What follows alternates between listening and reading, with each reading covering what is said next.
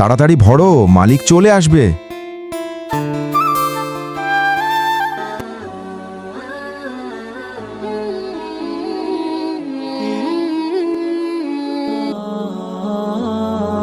অনেক গরম লাগতেছে আল্লাহ।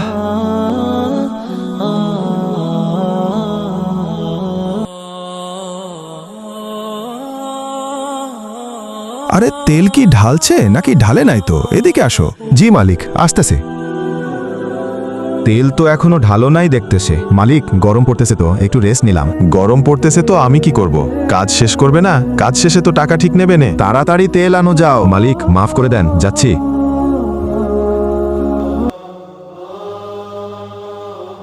আরে ছেলেটা পড়ে আছে। বেটা ওঠো, বেটা ওঠো, বেটা ওঠো, পানি দিতে হবে।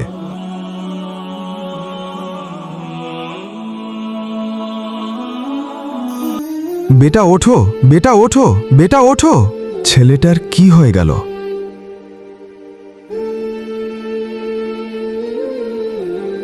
বন্ধুরা, আমি তো শিক্ষণীয় ভিডিও বানাই, তাই বলে তোমরা লাইক সাবস্ক্রাইব করবে না? এটা যদি ফালতু ভিডিও হতো তাহলে অবশ্যই লাইক সাবস্ক্রাইব করতে। ওই কি করো ওখানে? মালিক, যাচ্ছি। এখানে একজন আছে তো আমি কি করব এখন? তাড়াতাড়ি তেল নিয়ে আসো, আমি গিয়ে দেখতে পাই যেন। কথাটা শুনুন। চুপ, তাড়াতাড়ি যান।